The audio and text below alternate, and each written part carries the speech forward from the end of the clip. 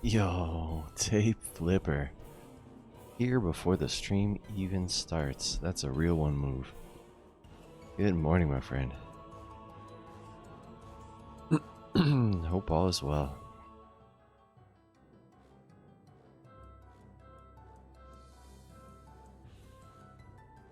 Oh man, tired. I am tired.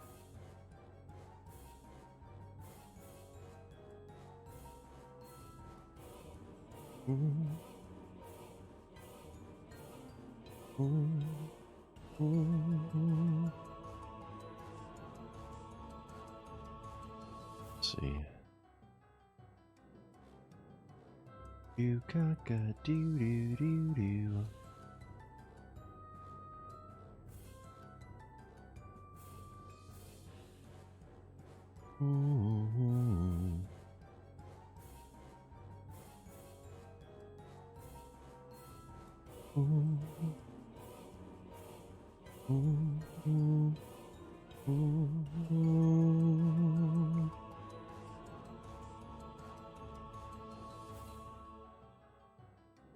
Wow, my YouTube hit 100 subs. That's crazy. Holy moly. Eric. That was easy to say. Good morning. Good morning, Eric. Hey, good morning, B.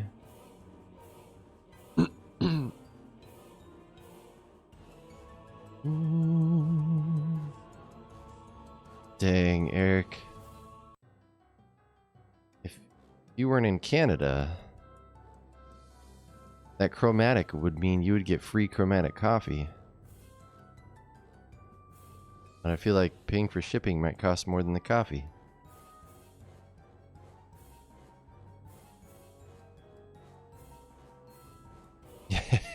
J-Dog. J-Dog, good morning. Good morning. Yeah, I think it would too. Sestrin, good morning. Enjoy the lurk. Thank you so much.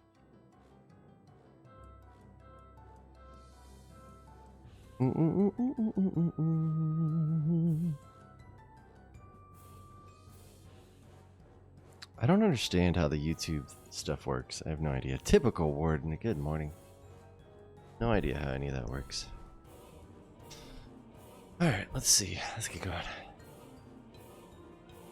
Here comes the money. Yay. Money, money, money, money. Dollar bills, y'all. Let's see. This way. I am not a professional. Happy hacking Friday. Wow, it's Friday. I need my controller.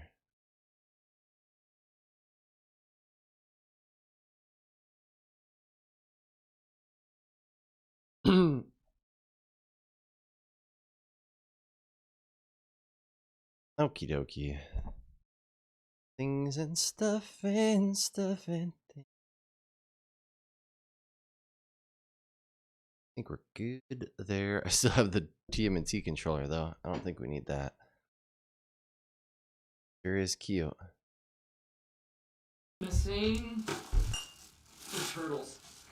Where are the turtles? Sausage. Where are the turtles? Come on, guys, get out of here. Where are the turtles? Where are they? I love it. It is nice to be back to turtles though. Come on, controller. I believe in you. All right, let's get our Odyssey lost. I haven't even had a sip of coffee yet. One of these days, I'm gonna take the time to lower my TV to like probably like a foot.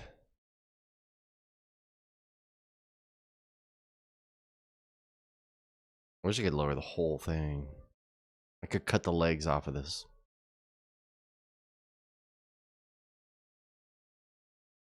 All right, where were we?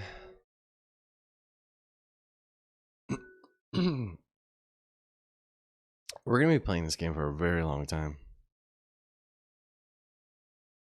As long as it's not like Blue Dragon where...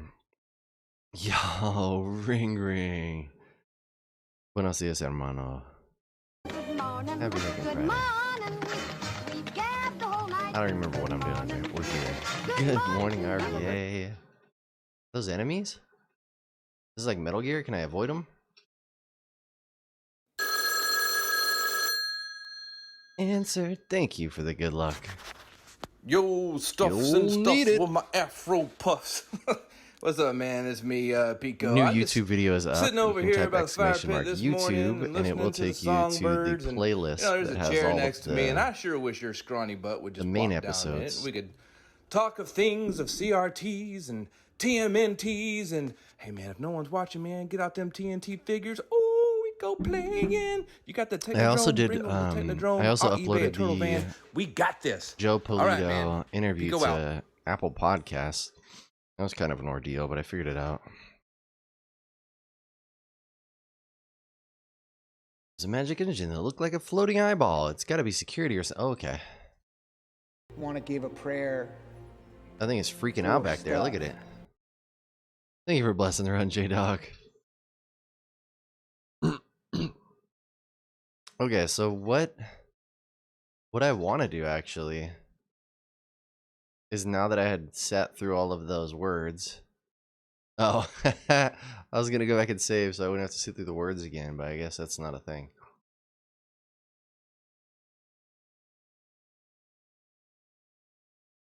Whoa, what's this? Oh, you ding ding. Oh no. Oofda. Would I rather be feared or loved? I do not like sneaking. Anybody? Oh my gosh, Day Flipper. I want people to be afraid of how much they love me. Months. That's insanity. Thank you for the 31 months and the 30-month streak. Dang. That's like almost a year. You've almost made it to a year. Time is fine. Oh, the new zine. Did you finish the new zine? And if so, can you send it to me? Or did you finish the music for the new zine? I'd like both. If you could message me those. I'll read it this weekend. Check it out. So close to that one here. You're gonna get there. It must respond to loud noises. So even if it can't see us, it can find us from sounds we make. We'll have to be careful. Yeah, be careful. I wonder if running counts as...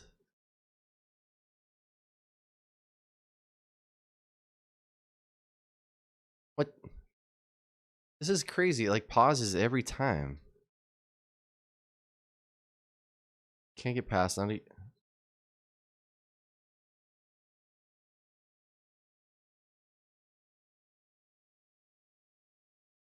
Okay.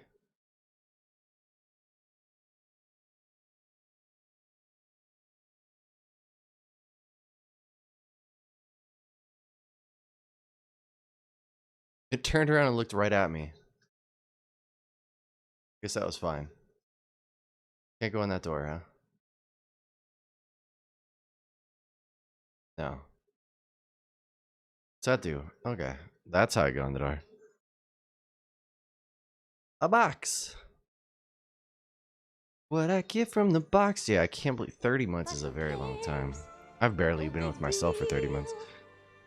I want more. Of course, J-Dog, you can shout out whoever you'd like.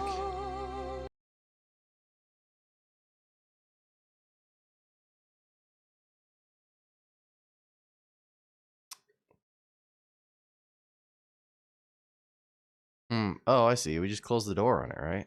Yeah. They're just like walking me through this. I guess I'm gonna have to do this again later on. And they're like, hey, this is the tutorial sesh.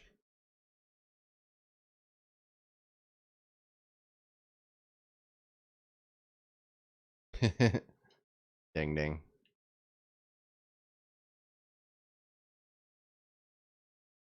I don't know why I feel like that's gonna... Ugh. Alright. I was like afraid that was gonna open the door I just closed. Why? I don't know, I just did. Where does this go? Here comes the money. Oh! That's not good.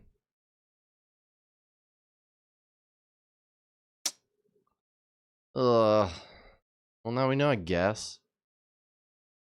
Okay.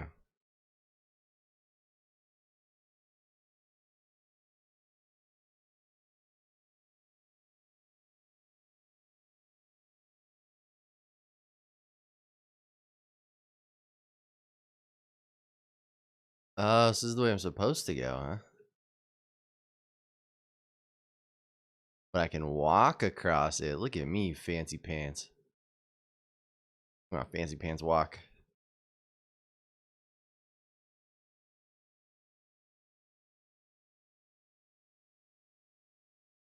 Figured one of these.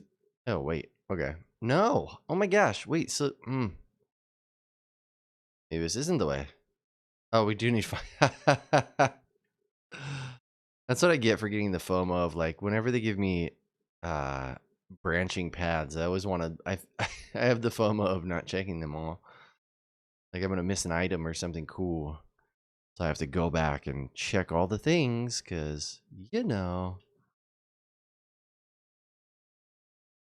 Yeah, right. I'm like, oh, but what's back there? Is this the way? Like, it's one of the things I like about like waypoint arrows, because then you know for sure if you're going the right direction, and you can check the opposite direction of the arrows. Yes, exactly. Hours, 100%. Hours added. It's like, oh man, what could I possibly be missing?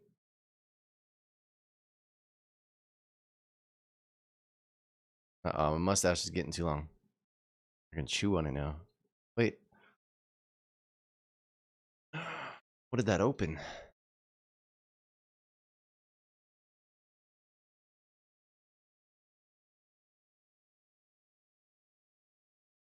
Oh, I don't have a can again, so. Ah!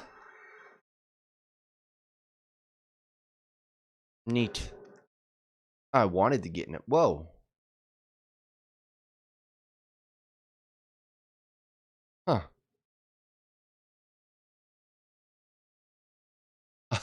He just lets us out each time. He's like, wait a minute. Open world games. Yes, Eric. Exactly. If only I was that tough in real life. Yeah. I'm going to check out all the things. Nope. Real life, I'm like, what is the fastest route home? How do I just get home? I want to be home again.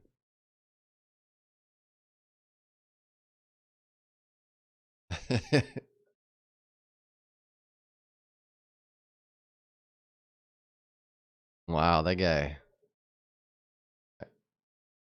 Oh, we can save it again now. I don't know what it's gonna do, but hopefully it means it skips all the exposition stuff that I had to sit through. Oh, I think a ladder lowered. That's all that did, I think, was I lowered this ladder, which is here.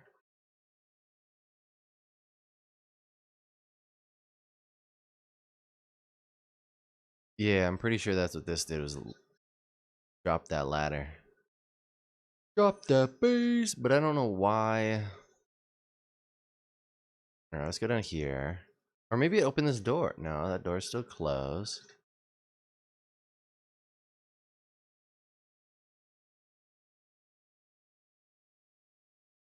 Okay.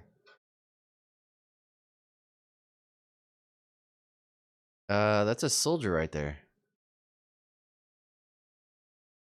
I'll just walk very slowly. Is that our friend?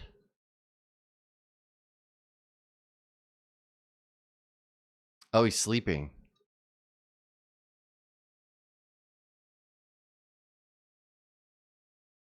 He's so sleepy.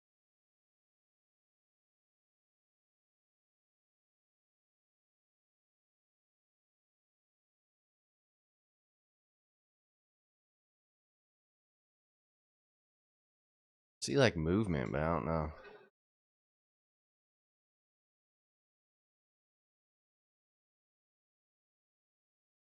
I feel like I gotta walk everywhere.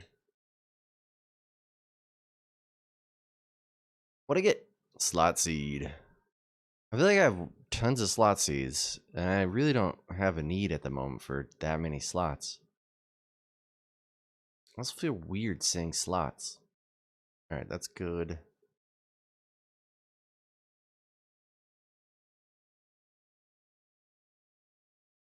Dang, they try to set me up. Oh wait, this is where I was just now, huh?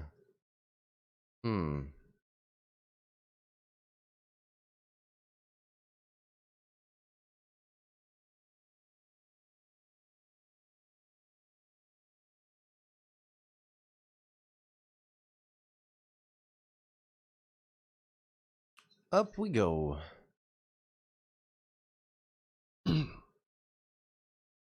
I do appreciate that this game has more, I don't know, like more mechanics than just yeah, you getting down?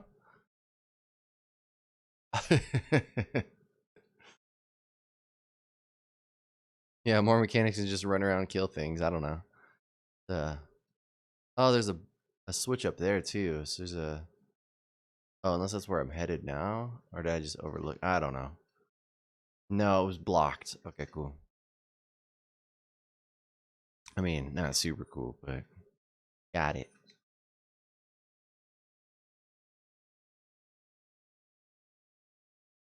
Although I do not like sneaking, especially when it sends me back.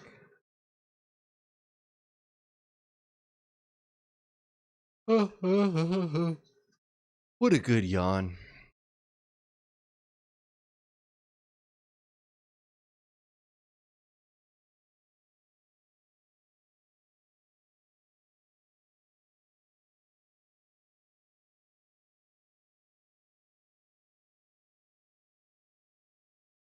Whoa.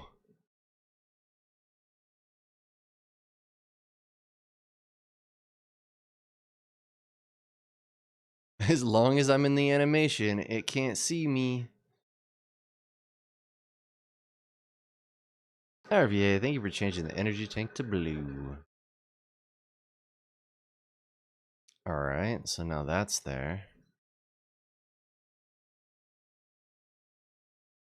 But how do I open the door?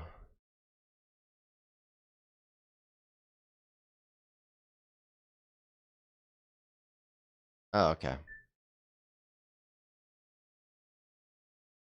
Want to Yeah? give a prayer Okay, that just lit up that. Okay. for stuff. Get on there. Ugh. Christoph, happy Friday. How you doing? Happy heckin' Friday. How are the things? Operate. I operate your door. Alright. We in there. Bloop.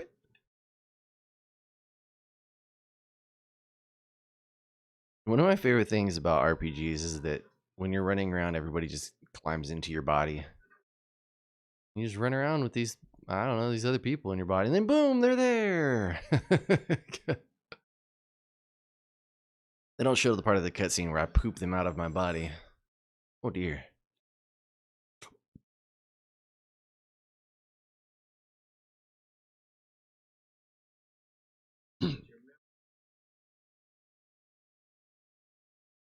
Yeah.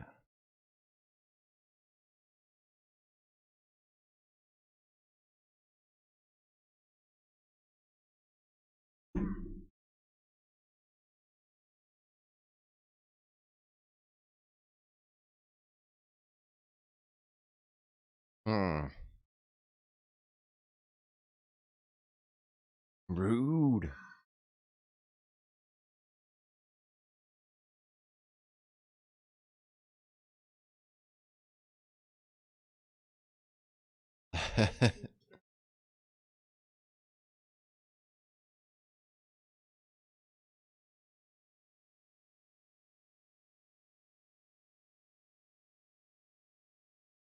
Ooh, that looks like a fancy chest. Oh, those are weapons? Ooh, let's get those.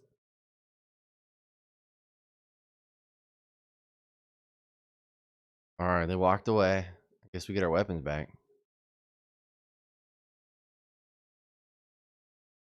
Run!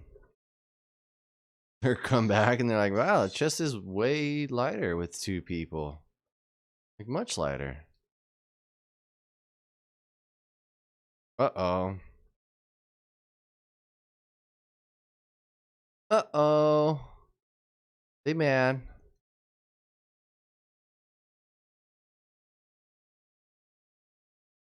Hiya.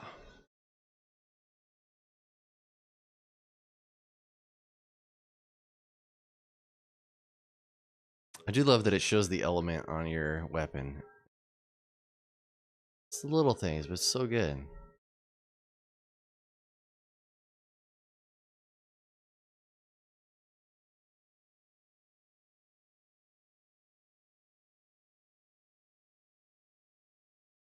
Yeah, oh, you blocked it, you ding ding hole.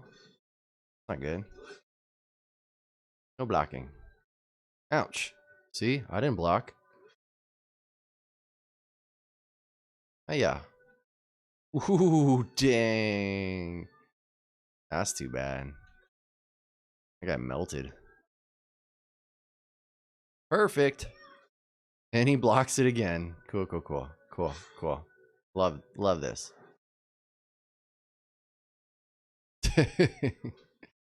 Who had? I forgot I can heal by guarding. I just don't do it. I thought there was a chest. I saw it in the cutscene. There's a chest somewhere. Ooh, can I walk on that? No. Of course not. That'd be way too cool. Hello? Okay. Doom doo doo doo. Doom doom. The heck? Oh, okay. This adds up. No, I don't want to steal. I mean, maybe.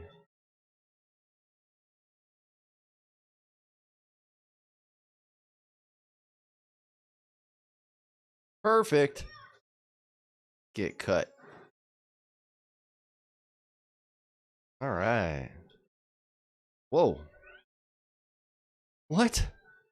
No. That's not good. Oh, I did not do enough damage either.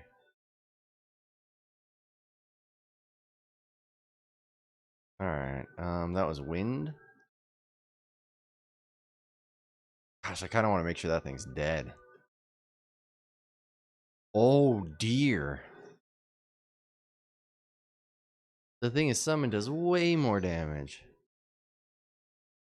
No, it's still not dead? Oh, no. Alarm level 2? Crap, tickle. Not good. Okay, so they're more weak to flame, at least that. Go there. You go there, I guess. Ouch. You missed, sucker. Get your butt cut. Ouch. Okay, that's not bad.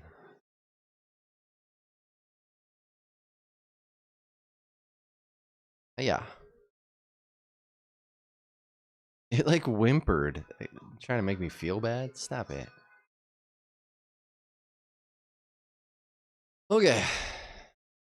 Can I go in the water? Nope, can't go in the water. Ooh, a save. Do that before things get too crazy. Boom. This is Halloween. Halloween. This is Halloween. Halloween. Halloween. Halloween. Halloween. This is Halloween.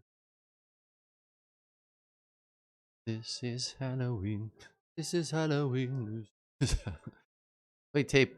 You should share. What are words? You should share. I don't know how. Sometimes when I'm making the videos, I don't know how I say words because a lot of times words just don't seem to work. You should share the zine in here as well. None of these open. I feel like I gotta check them all though, even though it probably is gonna mean that I have to fight more things. This is Halloween. Why is it Halloween? Because Jack Skellington said so. Let's try the big door. Oh no.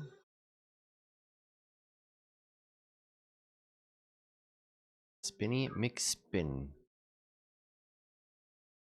Okay. Deuteronomy. Ugh. I mean, I don't know if that's gonna be enough to kill it. So that's... Take a chance. Ouch. Jeebaliba. Perfect. Ouch, not perfect. Just good. Alright, good. What? Holy crap, Tickle. I gotta heal up.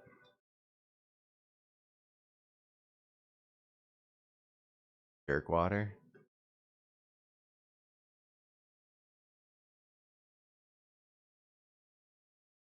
Oofda.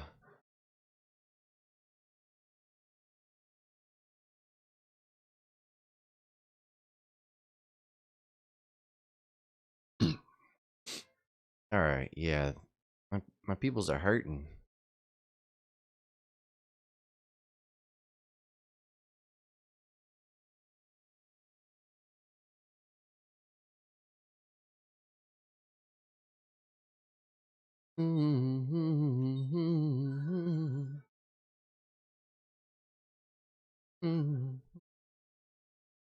It is nice that they can heal now. Very nice.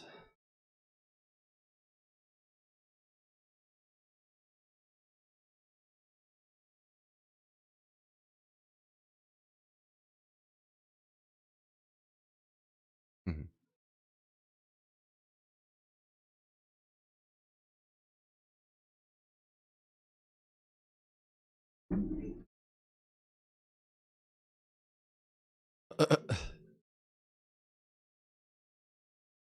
Okay.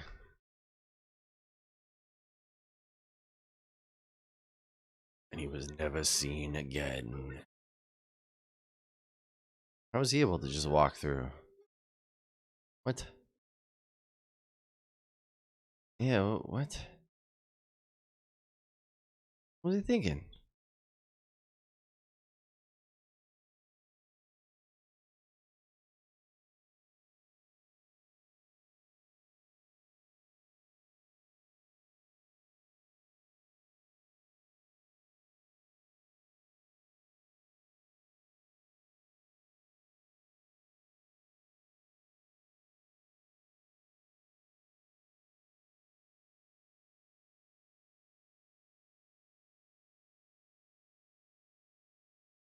Hmm.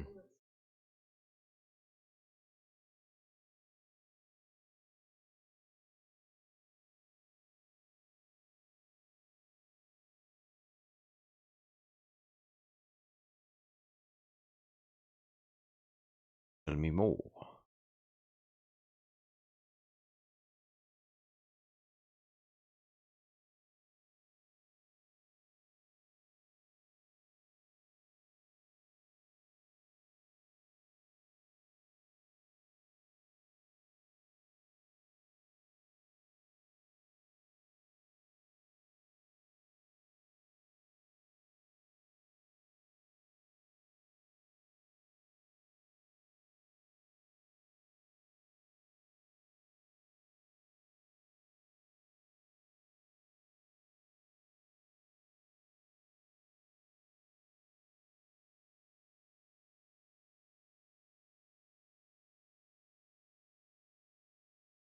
Let's just said eating the crap out of pirates. What? Tell me about your big butt.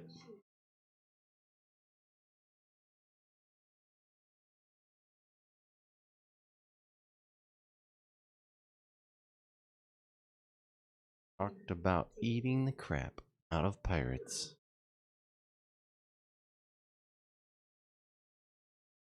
Hooray!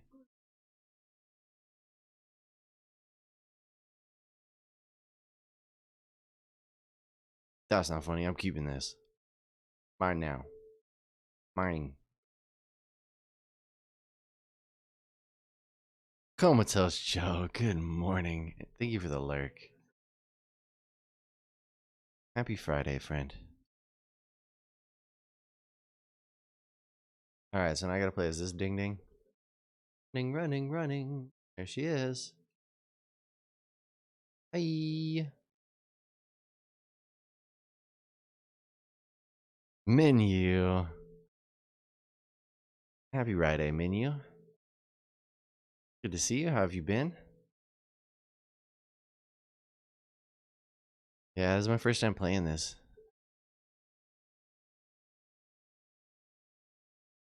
I see why it's so long. A lot of cutscenes and things. Surviving, I feel that. Definitely feel that. Sometimes I'm just like, I just need a vacation, that's all. Oh, one of your favorite RPGs? Ooh.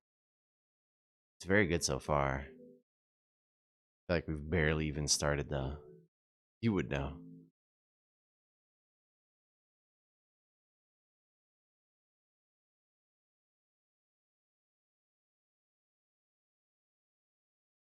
It's gonna take me months to beat this. Unless we can get some random like weekend streams.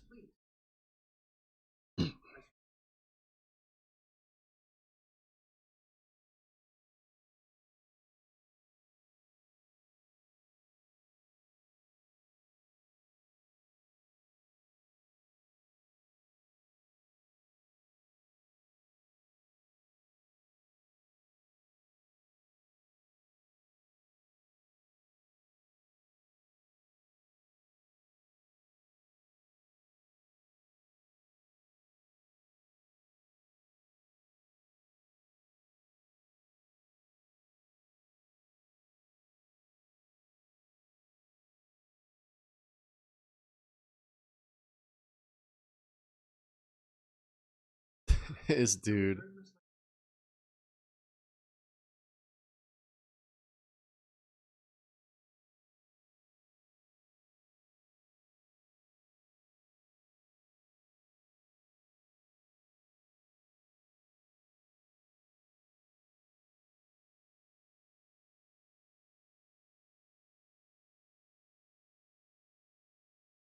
This fool.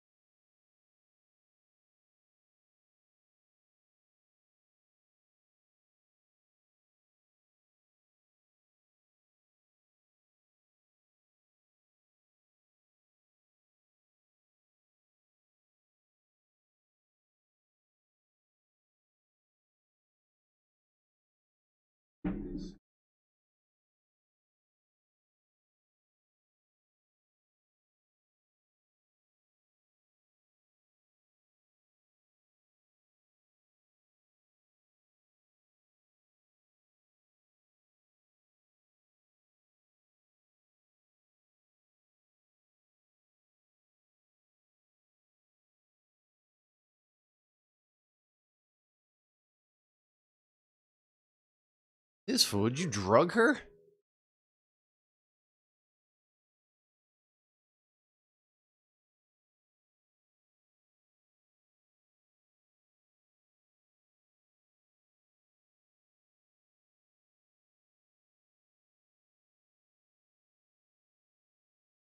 This idiot.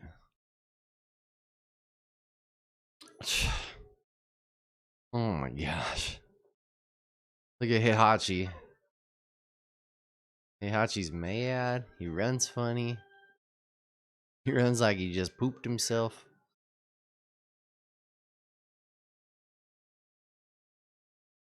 Yep. Oh my gosh. Thank you, RVA. No, nobody's mentioned it. All this time. All this time. I need to add that to the button. Here we go. You ready? Just been me talking to me about the meat. No. There you go. How about that? I need to, yeah. I currently have a button that switches between like old games and new games, but it clearly doesn't switch to the game audio. Alright, we're good now. Thank you, thank you.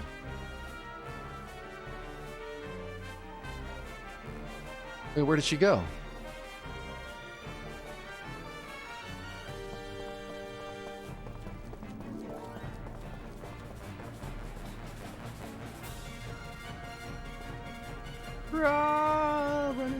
Running circles, look at me, I'm running circles. My feet are really fast, and then I'm running circles. Alright.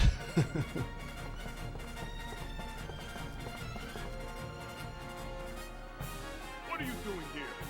Plotting to kidnap the queen? How's he holding her like that? How's her legs staying up? What is happening? Hello, General. I see you're at least smart enough not to resist. Take them away. Yes. You men, follow me to Her Majesty's room. Uh-oh. No worries, Menu. You're good. Your Highness, it's General Kagana. I heard a loud noise just now. Are you alright? Ooh, do the make money things, RB. I appreciate you. Thank you. Have an amazing weekend if I don't catch you. Yeah, enjoy the work, Lurk. General Kakanaz. General Kaka. Your Highness, please open the door. It's no good, sir. It won't open. General Kaka wants in. Open the door to Her Majesty's room immediately. This is an emergency. That's strange. It doesn't open. Idiot! You open the emergency hatch! Oh, emergency hatch. Let's go. Did not expect to be stealing the queen right now.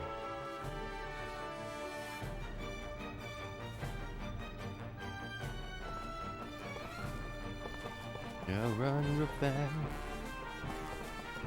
Look at my little feet go. Ah. Emergency, duh. Come on, get it together. Yeah, the music's great.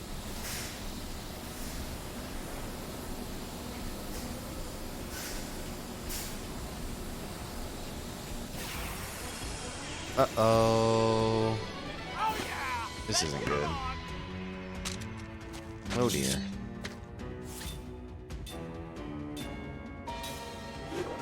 Rawr! Ouch. Yeah. Oh, is that a particular composer? It seems like they've worked on other Final Fantasy things.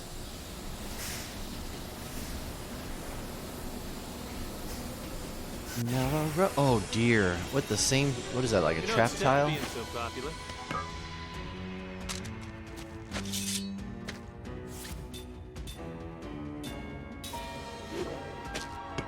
Dum dum dum. Ouch. Alright, now I have to heal myself. Hiya.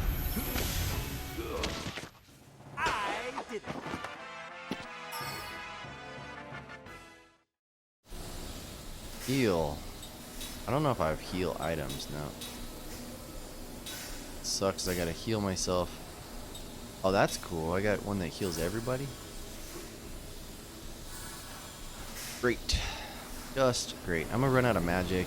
Jansen's gonna die. Our pets' heads are falling. What's over here? Nothing.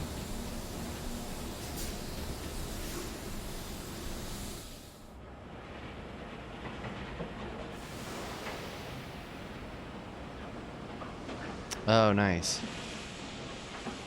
Yeah, somebody was saying that this is like a group of people that worked on Final Fantasy games. This was like their swan song, their love letter to the Final Fantasy series. It's crazy that it ended up on the 360. Hey there, little guy. You lost? Alexa, good morning. Happy riding. You're not chasing me too, are ya? You gonna trust that bird? Just kind of cute.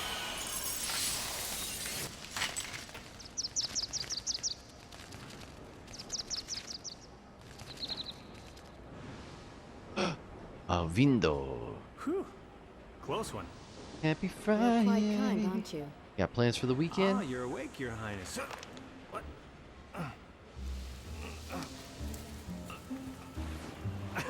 Okay, this isn't funny. I need to get out You of this. know, I was never really asleep. Huh? I couldn't judge your true intentions, so I tested you. I sincerely apologize. Well, then do something about this, okay? Would ya? Not just now. Oh dear. I am the queen, and I cannot just simply run away with you. Oh, right. After Final Fantasy left But this that Kakanis format. bastard is taking advantage of you. You Yeah. can't be comfortable surrounded by these lunkheads, can It's you? chilling. Chilling's Even good. so, I will not forsake my duties. Your feet will be fine. Just remain here for a little while. Nothing higher will turn to stone. Gee, thanks for considering my higher parts. You finally sound more like yourself. Huh? Such insincerity reflects poorly on your true self. Whew. All that formal speech stuff is making my shoulders stiff anyway. But I'm fired up now, my queen. When I get out of this, I'll prove my sincerity to your heart's content. Oh yeah, you can bet on Oh it. dear. Your Majesty! Ah, crap. Oh, this is so unfair. Oh no. Hey Have Hachi. you been harmed? Testosterone boy.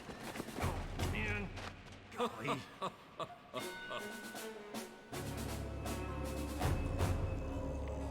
Oh wow.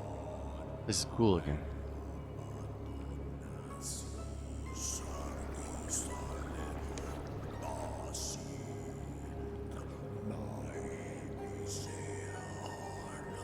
What is happening? Oh, it's that guy. The guy who gave him the pearl. Like praying to poo water. Uh-oh. The poo water's alive. It's working. Uh-oh. Oh dear. What? Is he making a golem?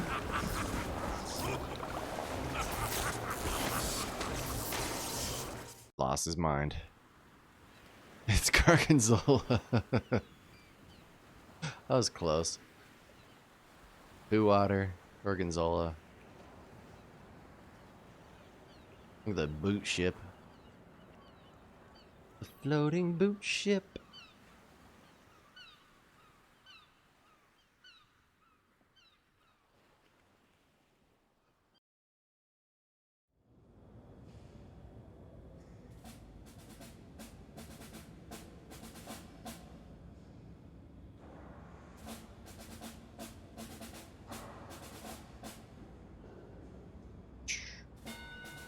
Oh. Person has a really long neck.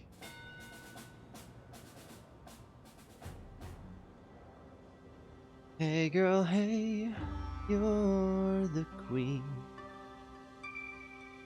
They did. It was like giraffe dude. Look at them, their long necks.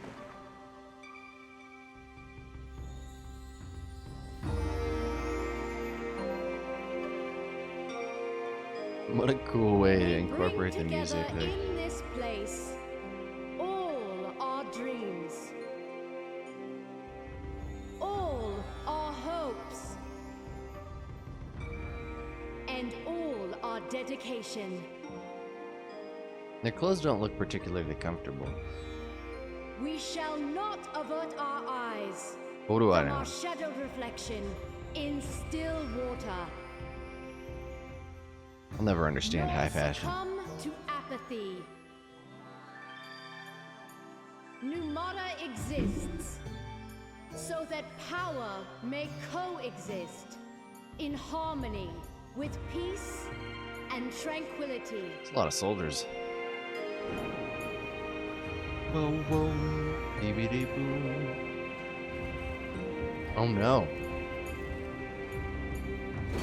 Uh-oh. To show how our power can sow peace, I now release these visitors to our fair city. They have been prisoners. I now declare them free. Hey, Hachi. Okay, you good? You good? Oh, I don't know if I trust you. Well, it's about time. You? Ah, yeah. Hooray! Travelers, you are free to go. Ming! Ming?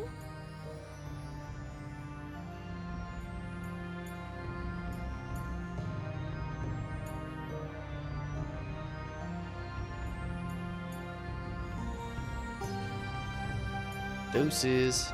It's like, awkward. Bye.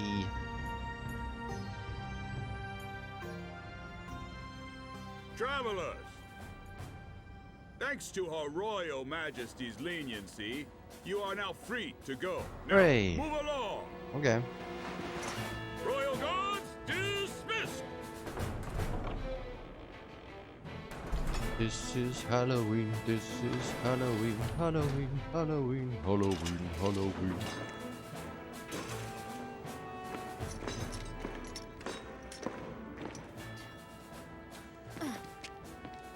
All that trouble to release us, and now they simply turn their backs. Well, I say it's great. I mean, we're free, aren't we?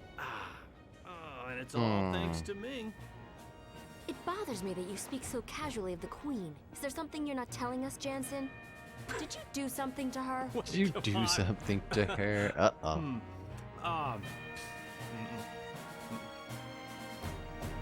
No, you didn't. No, you didn't, you. Okay, I'm just gonna run back in there. At least I shouldn't get random encounters now.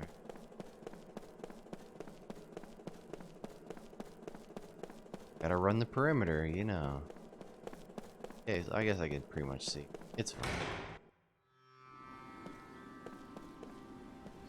Thank you. Yes, please. Did they heal? Did they heal us? Did we get all our things? Everyone's waiting for the next surprise.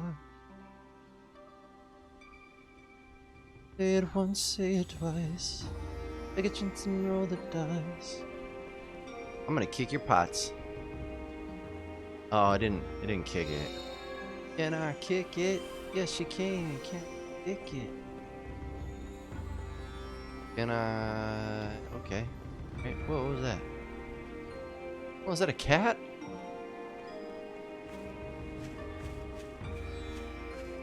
What's up? Whoa! Come here, kitty.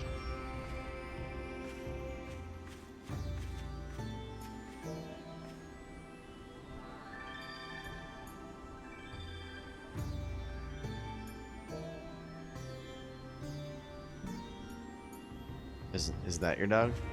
Or is that a cat? Oh! Alright. Where could Move gone? I don't know. I'm gonna probe your pots.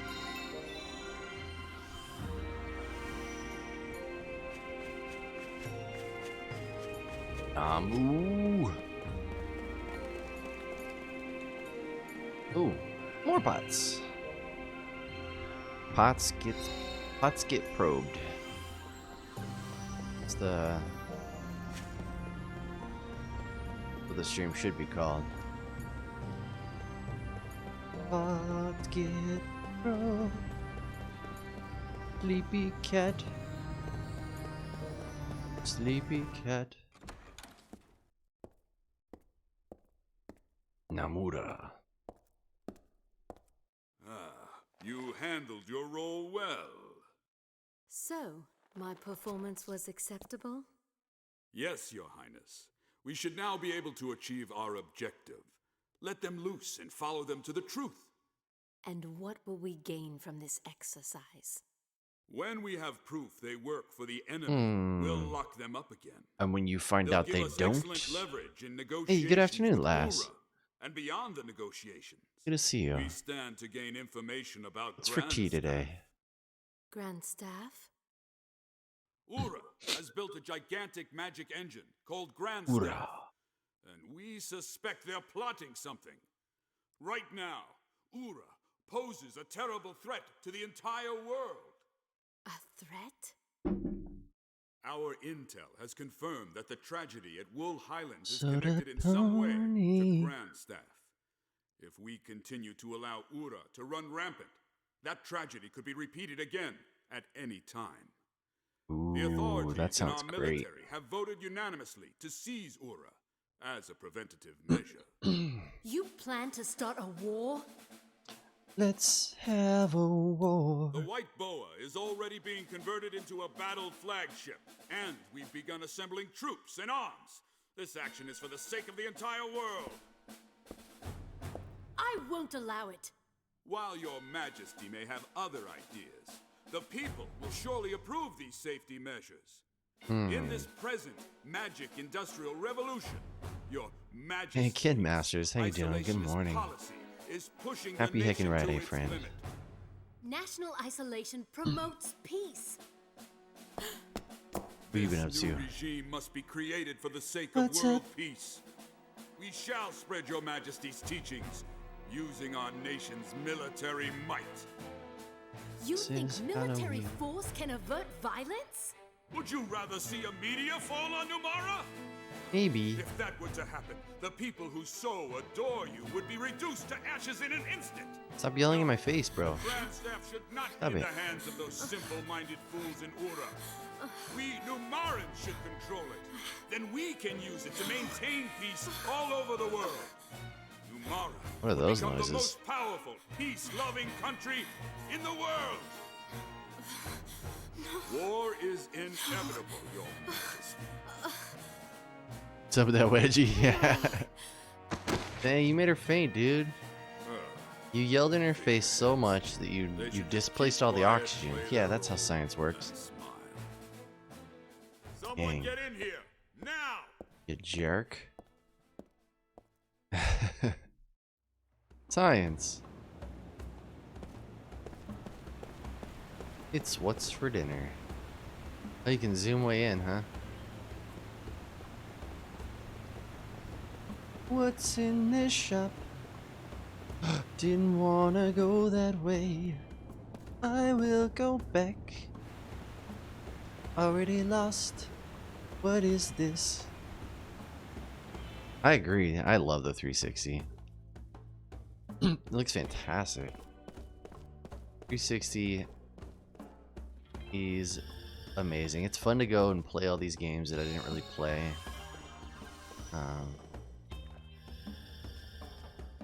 I'm gonna be playing these games for a long time though. And who knows, if I get to the 911 games I picked, I'll probably try to play the games I didn't. So we'll see how that goes. You had 3 of the games? Or 3 360s? Because they kept breaking. I was fortunate, I only had 2. Okay, so this is the inn. Okay. Wait, what? Sorry, I guess I should listen to you. Everything in the inn is free. So oh, okay, cool. I was already doing that, but thank you. Thank you for officially telling me everything was free. Oh, 3. See, I didn't have any Red Ring of Deaths, which is crazy. I used to fix them for people. There was a really dumb simple fix, but my GPU went out actually. I remember the day I've said it many times, but it was the day Fallout 3 came out. I was super excited to play Fallout, sat down to play it, and as soon as I got out of the vault, it was like rainbows, which is cool, right? I mean, like, this is neat. Rainbows are cool, except for when it's your console. You don't really want that. Oh, what was the dumb simple fist? Cestrin. So you would open the console. On the basically where the sink was, there are 3 pads, or 4 pads rather. There were like these foam pads, and it was supposed to dissipate the heat. They were just these thin foam pads. So you take a stack of 3 pennies, wrap them in electrical tape, remove those pads, and then hot glue the stack of pennies in place where those were, and it like almost always fixed it.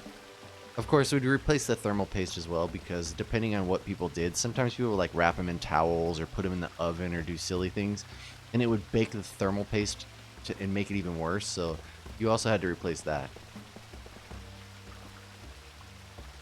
And it was a actual fix that didn't then wreck your... Yeah, people would put them in the oven, because essentially what they were doing is the Xbox was overheating, and then it was getting cold solders, and so when they put them in the oven, it would reflow the solder. They would heat up, the solder would reflow, and then their console would work for a short period of time.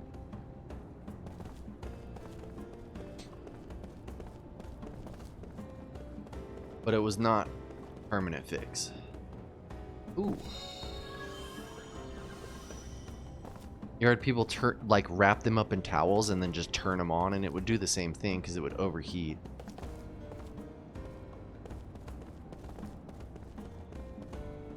Yeah, with the blow dryer. See, yeah, the blow dryer is a better call though. At least you can control that. Oh, not. I don't know. Yeah, for sure, Sestrin. It's worth a shot. Tao, welcome in, Tao and friends. Thank you so much for the raid. Happy Friday. Yeah, put them in the oven. Yeah, like somebody was like, oh, just put your 360 in the oven. This is fine. Yeah, welcome in, Raiders. My name is Stuff. I normally speedrun TMNT for the NES, but on Fridays we play Xbox 360 games. And this is my first time playing Lost Odyssey. Jose! Hello. Hi, Jose. Hey, thank you for the follow. I also do weekly videos now. On YouTube, you can check out, I have weekly videos where I do the news for retro video games. This week's is a little bit longer. It's almost 10 minutes. Hey, thank you, Ken. There's my YouTube if you'd like to go check out retro news. I'm basically trying to make a retro news channel, so we can showcase all the amazing people and like awesome things that happen in the retro community. Thank you, Ken. How are the plants, Ken? How's the family? How are the plants? How's your hand? Aren't they just so cool? My mom says I gotta help out in the shop, but forget about that. Good. That's good to hear. The plants, that's what I like to hear. The plants are way out of control. This, for whatever reason, this like spring/summer, yeah, a lot of our plants went crazy as well. We're slowly immersing ourselves in Jumanji. If I was a mercenary, I'd be a million times more famous than a soldier. Okay, kid. Whoa! Uh-oh, it's memory time. Memory time. A dream has been revealed. These are generally pretty long, too. This is like most of the game, most of the action, like the game is like story. Oh, that's awesome. I want to get a thing to collect rainwater, but then we don't have rain, so it's like, that's a great call though. The rainwater is like steroids. I love them as well so far, Minu. The ramparts will fall to the enemy. It's just a matter of time. They will mount their attack at dawn. The main body of the Allied forces has already drawn back far from the front. Only the mercenaries are left behind the barricade. Their orders: defend it to the death. These men who have gone from battlefield to battlefield know exactly what that means. Alright. Yeah, and I always read them all, so you're gonna have to deal with that. It actually is very good so far, Ken. Like, the story's interesting. Normally I'm pretty annoyed by story when it's super, like... I guess when I feel like a game is more story than game, I usually get very annoyed, but this one's actually good. All these stories in a novel. Oh, really? Wow, what's it called? You should. I mean, I love the 360, Ken. I currently have 500 and something 360 games. I'm trying to get them all. Trying to get them all. They've just left us here to die. Chuckles the one called Toma in the darkness, too thick for a person to make out his hand. They want us to buy time so the main forces can pull further back. We're supposed to be their shields, performing our final service for our employers. His dry, papery laugh shakes the darkness. Time says nothing in reply. Other mercenaries must be gathered there around them in the blackness, but all keep their thoughts to themselves.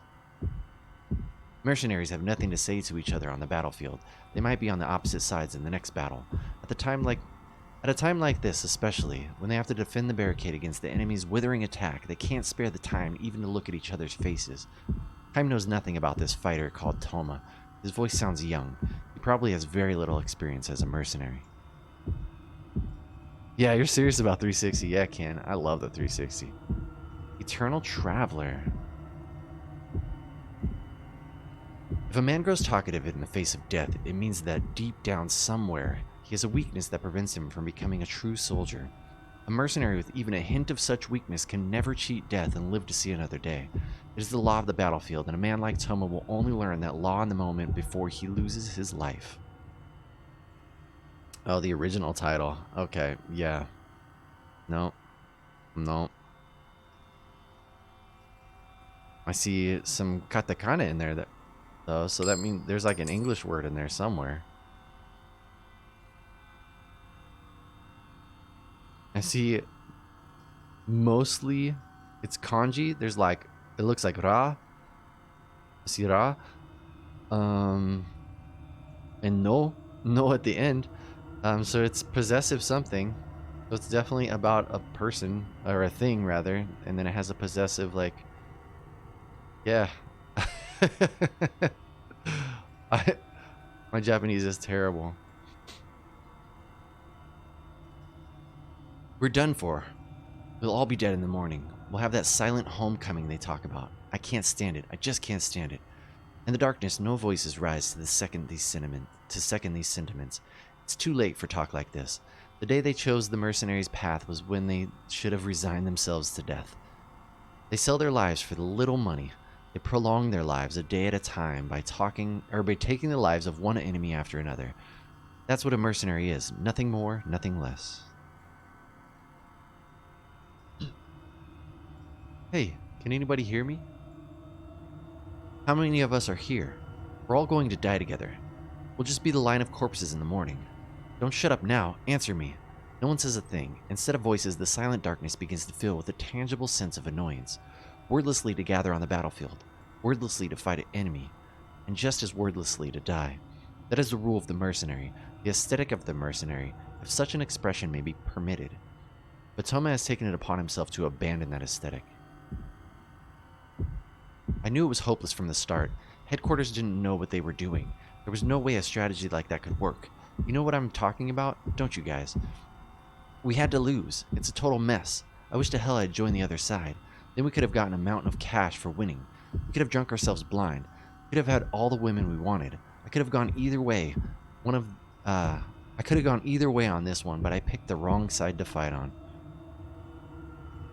Hey you, an older voice booms out of the darkness, an angry voice. Yeah, what? Answers Toma. His voice more vibrant now at having at last found someone willing to talk to him. As if to crush his momentary enthusiasm, the other man goes on. How about shutting up for a while? If you really want to run off at the mouth that much, I can send you to the next world a step ahead of the rest of us. I'm sorry? Instantly dejected, Toma fell silent and the darkness goes still again. The stillness is charged, however, with a deep tension, far deeper even than before Toma started talking. The veteran warriors know. Watch out for talkative men. Being talkative means trusting in words, trusting too much in words. Words are useless on the battlefield. You take up your weapon in silence. You steel yourself in silence. You fight in silence. You kill the enemy, or he kills you, in silence. All the mercenaries here have lived this way, all but the talkative one. A soldier who clings too desperately to words may cling just as desperately to something else. To the sweet trap of betrayal, for example, or the seduction of desertion under fire, or the lure of madness.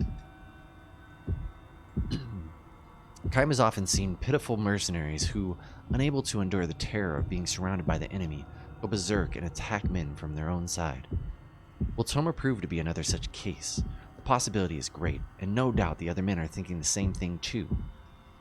In the stillness, they turn the same gazes toward Toma that they reserve for confrontations with the enemy, looking for any signs of change in his demeanor. The moment they perceive the slightest threat in him, a blade will soundlessly pierce the left side of his chest. The silence continues. Not even the usual all-night cries of insects can be heard tonight, as they were last night. Perhaps the insects knew enough to clear out in advance of the enemy's dawn attack. The thought reminds Kaim that he saw no birds in the area yesterday either.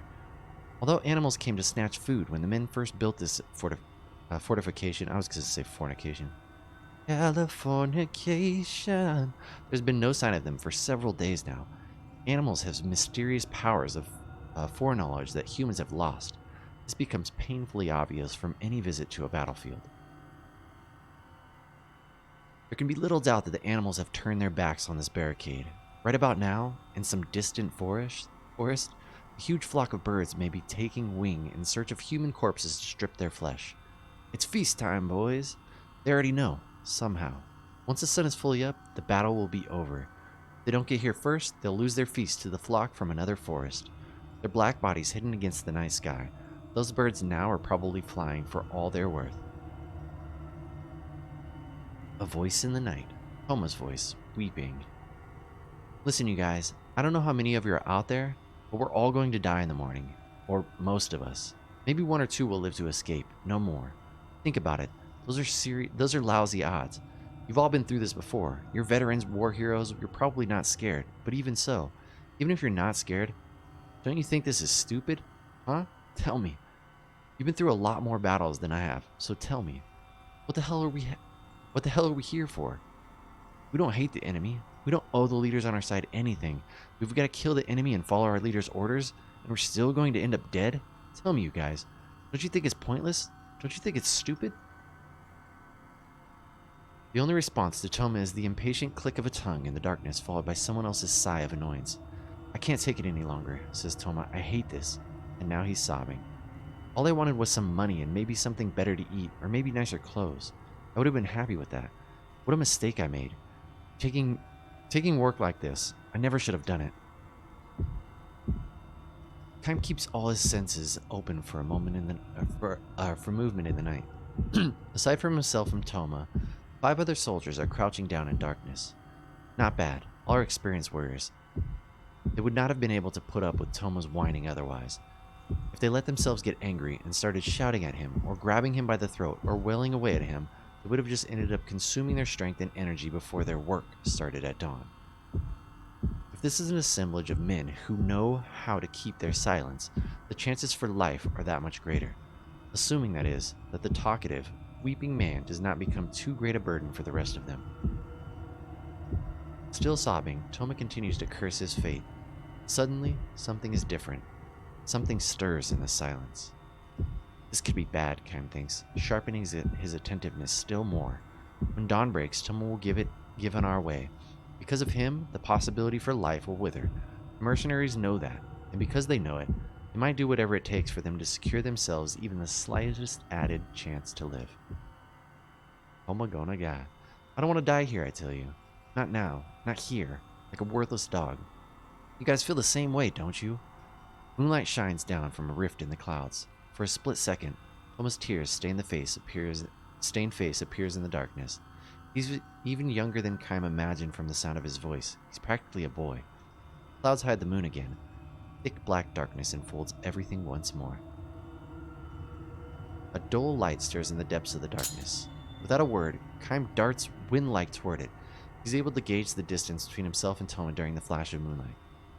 Kime grabs Toma's arm. Something hard falls to the ground. The dull light flashes again, this time at their feet, and melts again in the darkness. A knife. Driven by the fear of death, Toma is trying to slit his own throat. Toma twists away and tries to free his arm from Kime's grasp, but Kime chops him in the solar plexus. Without uttering a sound, Toma passes out. Get chopped, fool! Whoa! With Toma slung across his back, Kime strides through the darkness. Eventually, Toma awakes and thrashes his legs to get loose. Stop it! Let me go! Kime lowers him to the ground. Every once in a while, the moon comes out. Check your direction when that happens. Go straight towards the setting moon, Kime says gently. What the hell are you talking about? It's the only way you can get out of here. Kime has chosen the thinnest part of the enemy's encirclement.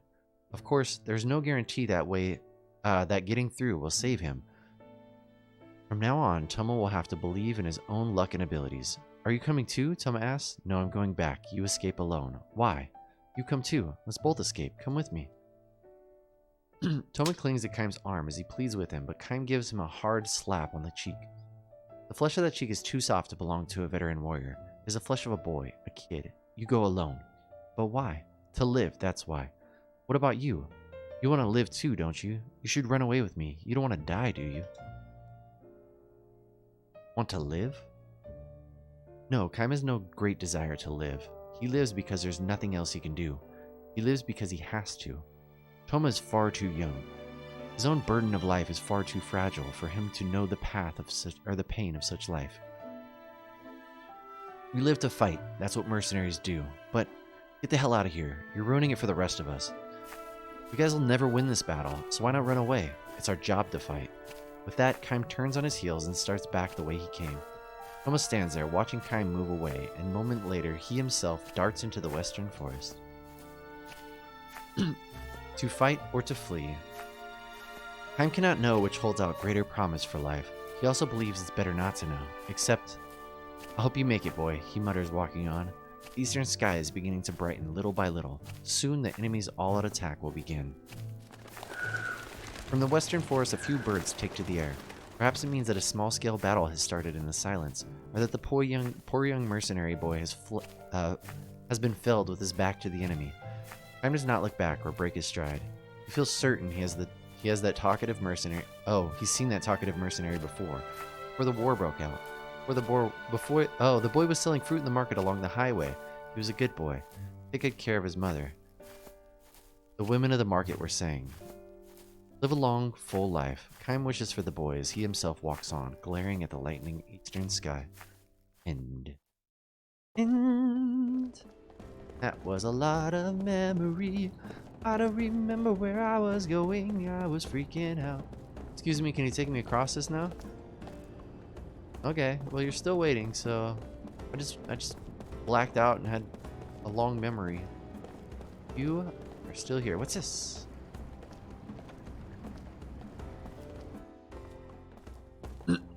Shop?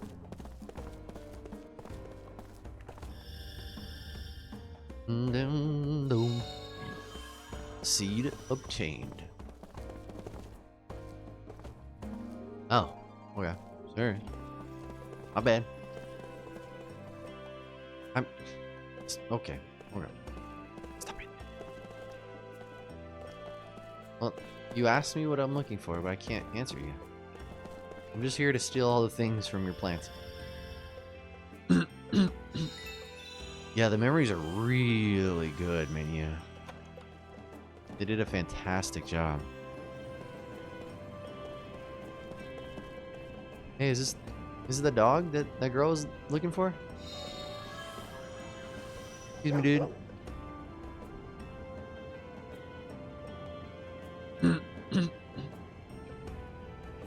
Bye. Oh, ladder. Do that.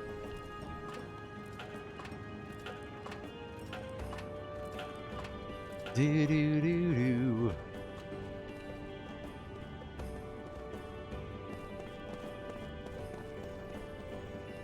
Ah, there's the chest. This is good. Oh wait, I can't get to it from... Oh no, this is a different chest. Alright. I'll take it. More slot seeds.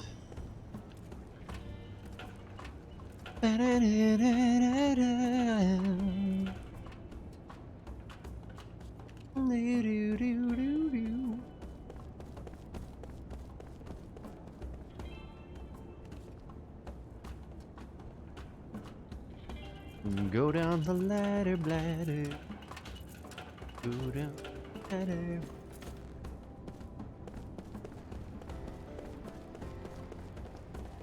No idea where I'm supposed to go. What is this? Okay. Now we're talking. What we got here?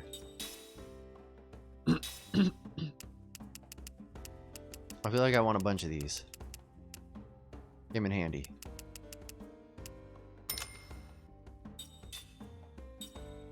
Barricade, barricade.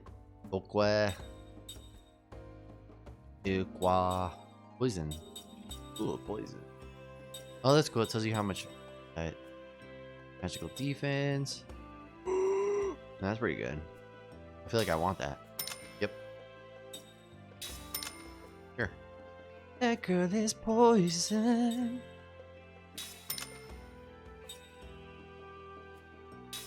I'm just gonna buy all the spells, because why not? Right?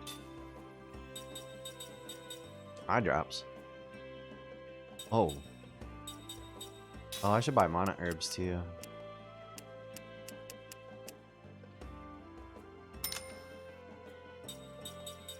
Smelling salts. I should probably get all those things, but I'm not going to. Why? Just cuz. Alright, duder. Fine.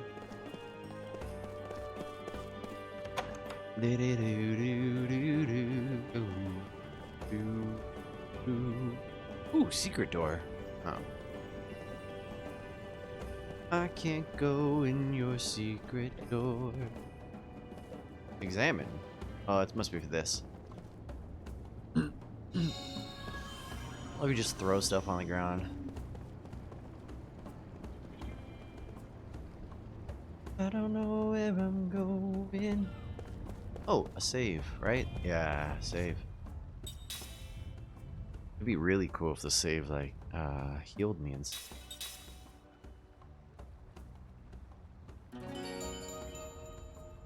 I guess that's what the inn is for. Secret door. Probe.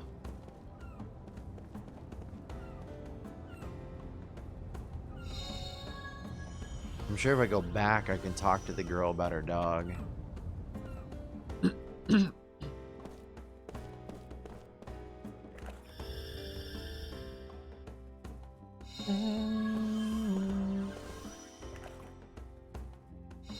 that a bong?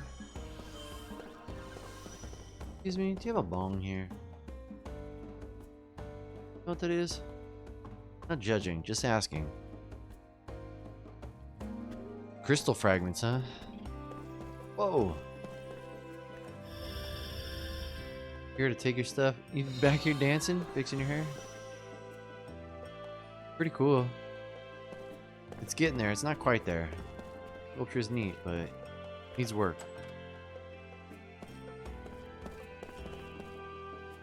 Here to probe your pots?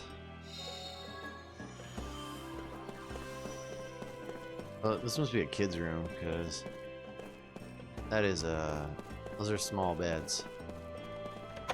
Too small for those people. I mean, who might have judged? Maybe they like sleeping with their legs hanging off.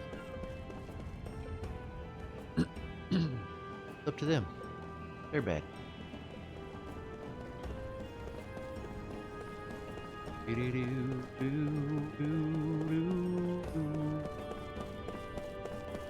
Run back and talk to the girl about her dog. Where was that? Here? I think it was here. Hey, you found your dog. Here to probe the pots. Don't mind me. Everybody relax. What'd you give me?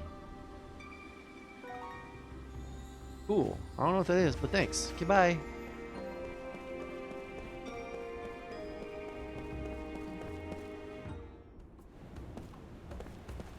Do, do, do, do, do, do, do.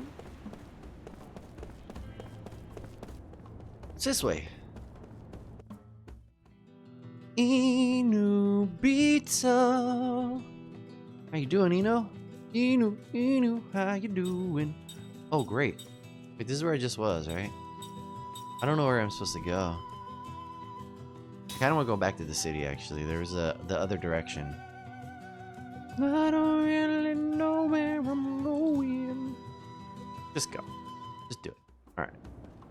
Go check the other direction that I started to go and then abandon.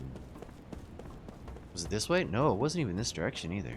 Great, there's many directions. Oh wait, maybe it was? I don't know. I don't know anything. Okay, yeah, this was. Down here. Now the loading's all taken care of.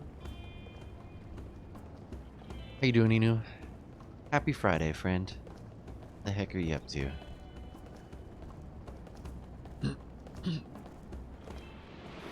Whoa! Whoa!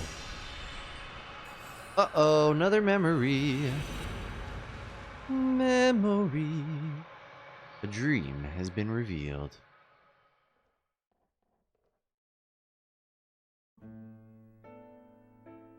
More reading. Letters from a weakling. Once there was a woman who came from a foreign land to marry into an old family. Her husband was from a tiny village in the mountains, but he was working in a thriving harbor town abroad when he met and fell in love with her. At the time, he asked her to marry him. His father in his home country collapsed and died. Being the eldest son in his family, the young man had no choice but to return to his homeland, taking her with him, of course. Goaty, how you doing, Goaty? Happy Friday. Kumakan, happy Friday, friends. Memories. Memories. All alone in the moonlight. Alright. Her name is Mina. Mina? Her name is Mina. We're gonna say Mina. Why not? This was not a name used by the woman of his homeland. Indeed, her name was not the only thing about her that was different. The color of her skin, hair, and eyes, and the language she spoke were all different. Had the young man's hometown been a harbor city where people of many different lands crossed paths, there would have been nothing unusual about this. In such places, there were any number of homes that welcomed foreign men and women into the family, generation after generation. Batman! This is about as deep in the country as you can get, the young man told Kaim, sighing on the night he made Mina his wife. Kaim had rushed here all the way from the harbor town in the far country to attend the wedding. Memories all alone in the moonlight. I've never seen cats, actually. At the banquet, the young man had given Kaim a look, and the two had slipped away from the festivities. They were standing in the garden looking up at the night sky. When the eldest son marries, he wishes... Oh, his wishes are... My glasses are like... Otherwise, I'm like this. I have to face away from the mic. His wishes are of no importance. What matters is family. The two families negotiate the engagement, and a bride is chosen who is acceptable to the groom's parents. That's how it was with my parents, and my grandparents did the same. I know what you mean, Kaim said with a nod. Judging from the formal wedding ceremony, it was easy to imagine the highly conservative nature of the area, and just as easy to imagine that the relatives have not welcomed Mina into the family. Oh, it's your mom's favorite? How fun. That means I'm sure you've seen it more than once. Alex, Kaim said to the young man. Yes, the young man answered, still looking up at the sky. You're the only one who can protect Mina, you know. I know that much, Kaim. Mina is a wonderful girl. I know that too, of course. The three were good friends. Kaim and Alex had worked together, offloading ships at the same pier, and also together they had often gone to the neighborhood where Mina worked in the outdoor stall. Even now, Kaim retains the bittersweet memory of Alex and Mina struggling to communicate in each other's languages. Yes, several times. You know, Kaim, Alex said that night under the sky. I think you sensed it too, but Mina was drawn less to me than to... Kaim cut him short. Never mind, he said with a pained smile.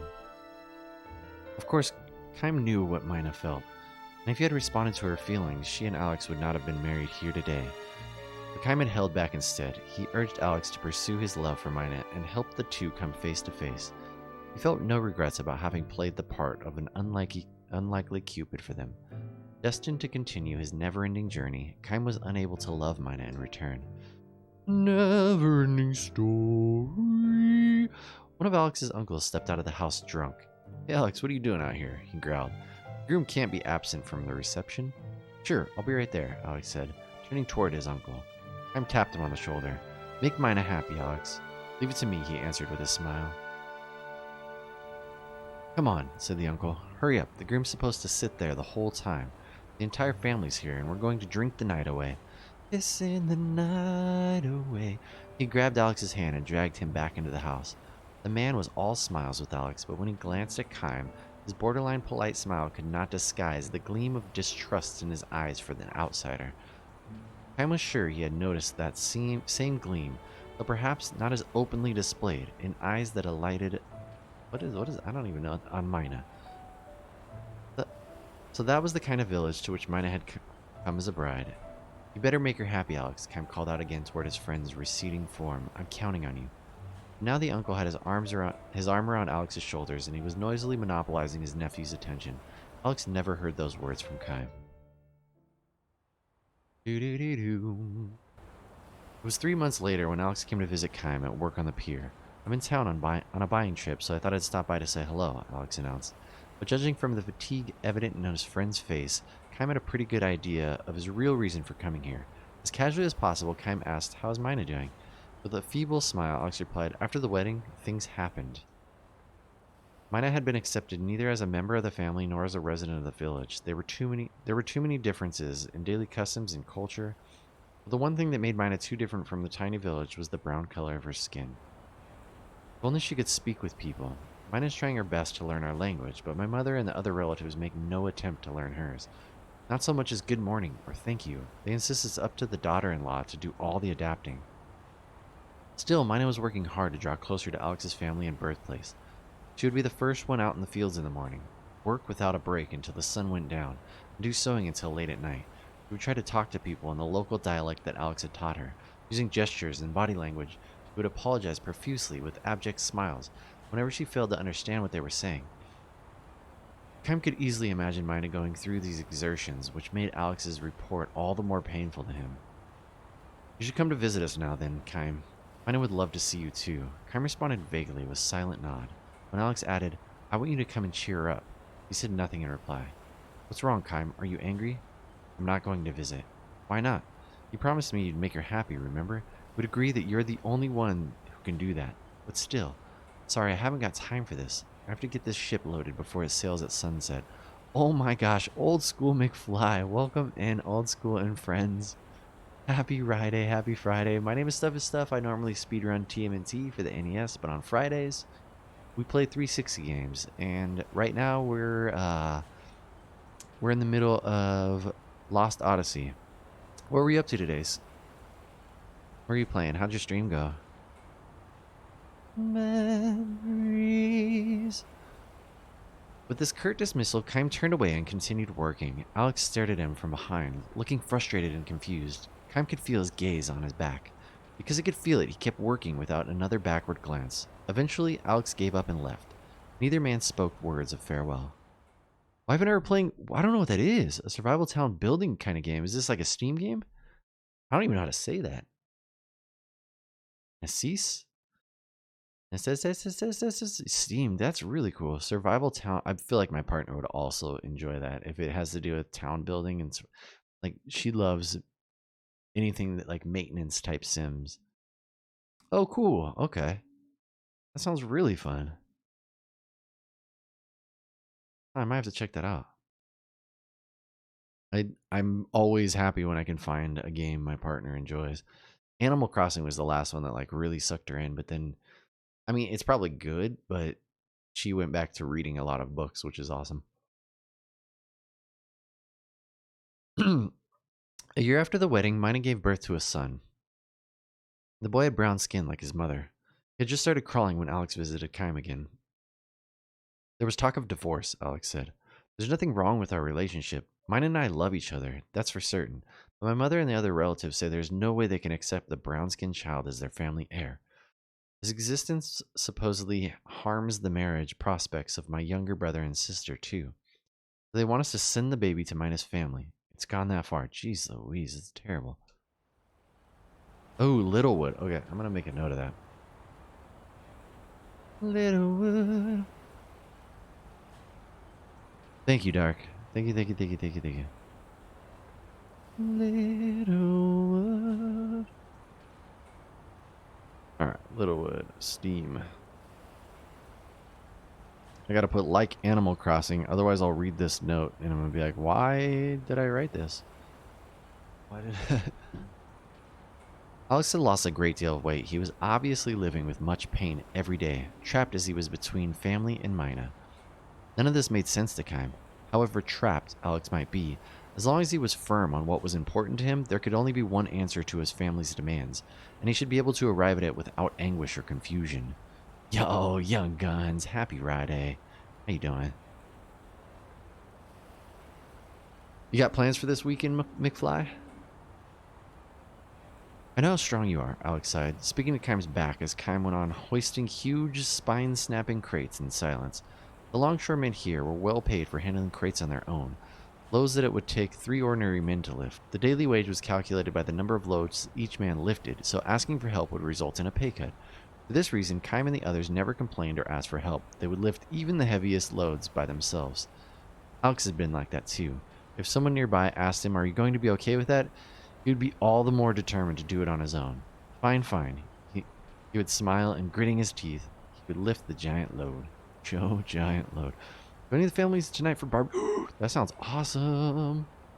Oh, dang. How long is the marinade? But Alex was not like that anymore. I'm starting to think that maybe in the long run, tying Mina down to a life in the village is just going to make her unhappy. My relatives say they'll support Mina and the baby, so it's not as if I'd be abandoning her or chasing her away. It's just that, for both our sakes, starting a new life. Having finished piling crates on the deck, Kime turned toward Alex for the first time. He was looking down at Alex on the pier. "And you're alright with that? Huh? If you're convinced it's the right thing, then go ahead and do it. It's not for me to interfere." Dang, since yesterday, over 24 hours. Oh my gosh, that's gonna be amazing. What kind of meat? What kind of meat is it? Pineapple teriyaki. You had me at pineapple. Is this chicken? Oh yes, yes, please. I want that in my body. I wasn't hungry until I read that. Oh my gosh, that sounds incredible. Oof. Alex's features distorted under the impact of Kime's words. Kime said nothing more, but went back to work. His anger and frustration were reaching the boiling point.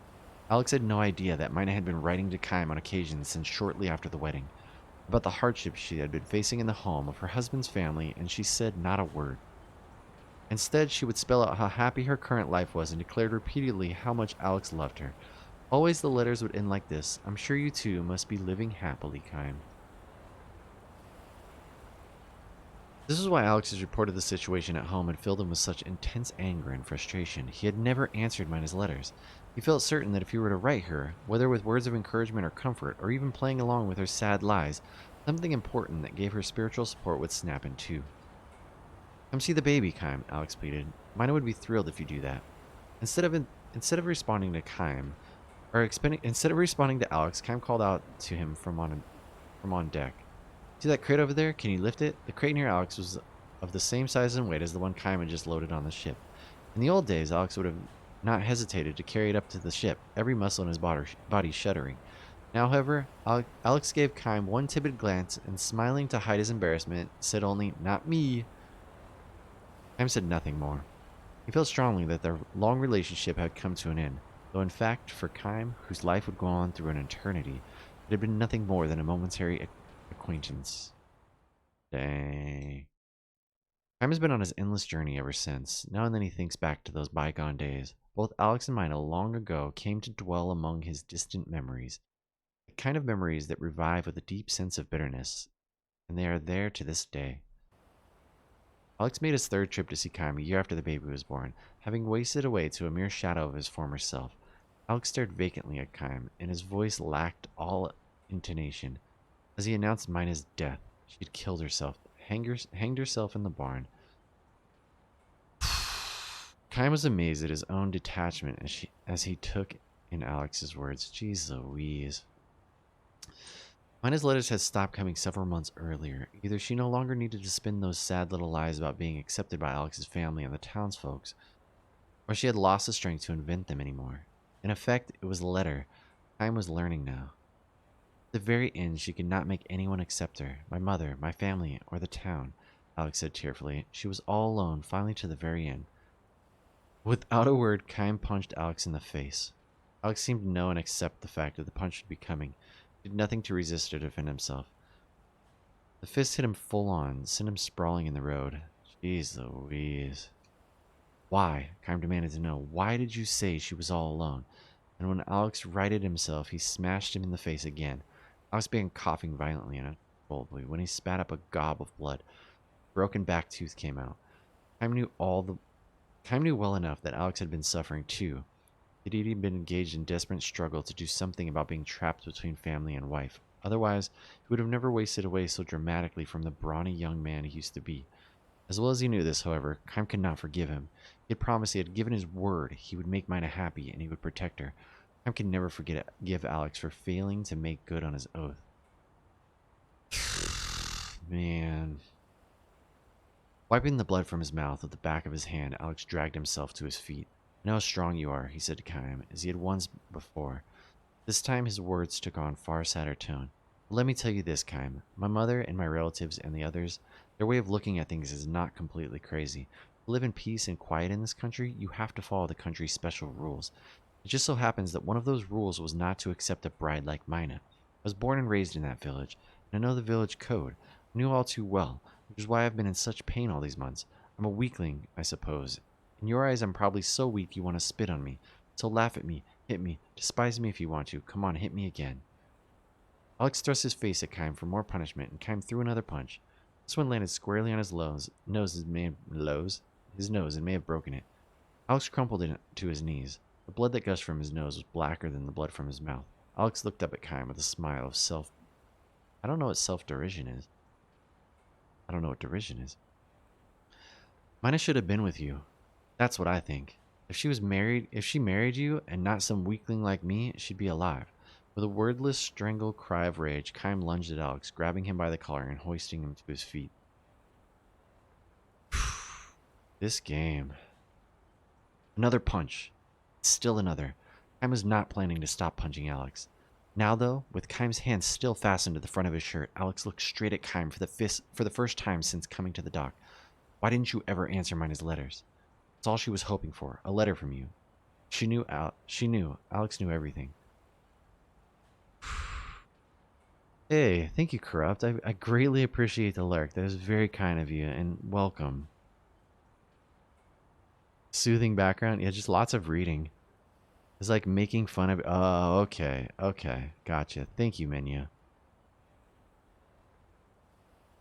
A scene with all this? Oh my gosh, yeah. I can't even imagine, though. If they tried to do scenes for all the memories, they probably would have lost their minds. This would have been like a 50-year game to make. It's terrible out there in the country. Anybody who wants to can find out who wrote letters and who got them. Everybody out there is like, wait, what just happened? What? Skipped it. Kaim stopped his... I must have accidentally hit a button. Kaim stopped his fist in midair and asked, how could I have possibly answered her? Why not? Alex retorted. You knew how trapped she was feeling. You must have known how much encouragement one word from you could have given her. But you were Mina's husband. Yes, that's true. But you were always the one deepest in her heart. I knew that. And because I knew that, there was only one thing I could do. No, that couldn't be. Astounded, Kaim lowered his fist to Alex and said to him, I wrote to her. I pretended I was you, and I wrote her letter after letter. Be strong, I told her. Keep your spirits up. I'll come to see you soon. You're too strong. So you can't understand the feelings of weak people, but I don't have that problem. I'm weak. I understand how a weakling like Mina felt. Why is it just going? There's one thing I don't know, though, Kaim. I don't know whether Mina actually believed the letters I wrote were from you, or whether she knew I was going to pretend to believe. I wonder, was life in the village so painful that she couldn't go on living without pretending to believe? I made no attempt to answer Alex's questions. Slowly, he let the strength go out of his clenched fist and released his grip on Alex's shirt. Okay, that one didn't just go. Whoo! Alex drew a step back from him, then took another step, putting distance between them before his final revelation. There was one letter, just one, that I didn't send to you. That was 3 months ago. It was the first letter in which Mina begged for your help. She said she wanted to run away and asked you to come save her as soon as possible, to rescue her and the baby. That was the letter Alex threw away. Posing as Kaim, he wrote a 2-word answer, be strong. The day after she read the letter from Alex, Mina hanged herself in the barn. Jeez Louise. This one gave me chills. Kaim stayed rooted to the spot, crestfallen. This left him momentarily defenseless. Alex shot his fist at Kaim's solar plexus, though his feeble blow could hardly be called a punch. The pain it inflicted might have been greater for Alex's own fist than for Kaim's superbly conditioned muscles. What an idiot I was. Be strong? Such words might have meant something to somebody like you, but to burden a weak person like Mina with them? No, they could only break and crush her. Alex gave another tearful, self-disparaging smile and thrust his face toward Kaim. So hit me. I don't give a damn. Hit me all you want. Beat the hell out of me. But let me ask you this, Kaim. If I sent you her last letter to you, would you have only answered that one? Would you have been able to accept Mina in all her weakness? Kime did not know how to answer this question, nor did he raise a clenched fist to Alex again. So ended the story of Kime and Alex. Alex turned and walked away. Kime could not bring himself to call out again. He simply stood there, drained of all emotion, and watched him go. Alex did, however, turn to face Kime again when he had to put enough distance between them so that Kime could barely make out his voice. I can tell you this much, Kime, he shouted. I'm going to raise that boy of mine. I'll make him into a man of the village. I may have been too weak to be a husband, but as a father, I'll be better. I'll make him happy. Kime returned his words with a silent nod. Alex allowed the hint of a smile to show on his badly swollen face. He then turned on his heels once more and strode away. Kime never saw Alex again. Every now and then, Kime remembers Alex and Mina as he proceeds on his endlessly long journey. When he thinks back on what he himself was like in those days, why did that skip? If he could only begin his journey again, might not have had to die. But this is no more than a hopeless dream. He meets them only once, and they are gone forever. The mortals, the humans, the ones without eternal life. This is what makes them all more dear to him. This is what makes his breast burn for them. I don't know why some skip and some don't. It's very frustrating. Aware now that he has failed to love human weakness throughout his battles and his wanderings, Kime turns his steps towards Alex's old village. Alex himself, of course, is long since dead, but Alex's descendants he can tell at a glance. They have brown skin. Brown-skinned youths are the ones in charge of the village festivals. Brown-skinned old women teach girls how to weave floral decorations. Brown-skinned children and those who are not brown play together in all innocence, free of care. Perhaps this can comprise a tiny epilogue to the story of Alex, Kime, and Mina. The graves of Alex and Mina lie side by side atop a low, windswept hill. Kime picks flowers from the field and offers them on a doomed couple's grave before returning to the road. What is human strength after all? Kime still does not know the answer to this question. And this is why, again today, his journey must go on. End. Ooh, that one gave me lots of chills. That was a rough one. I don't even remember where I was going now. I think I was going this way. Holy moly. Holy is holy. I will save here. But yes, I agree. You know, if they could have done scenes for all of the memories, oh my gosh. That would have been fantastic. Saved.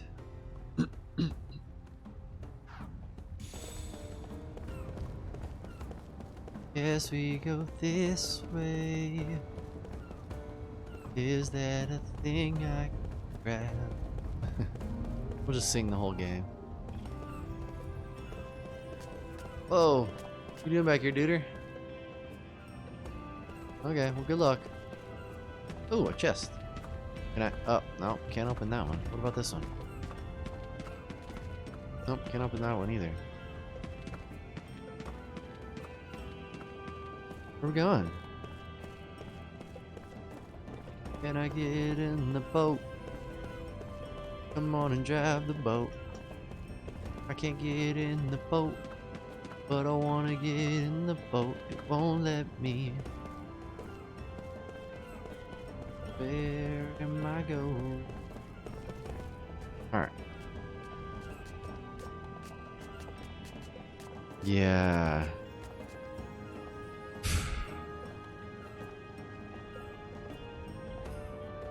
You're not my brother.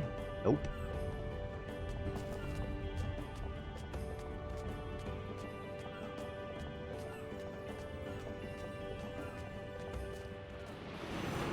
Oh.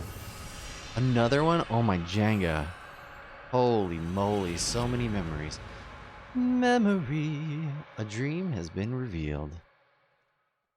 This game is really just practice for my reading for my YouTube videos.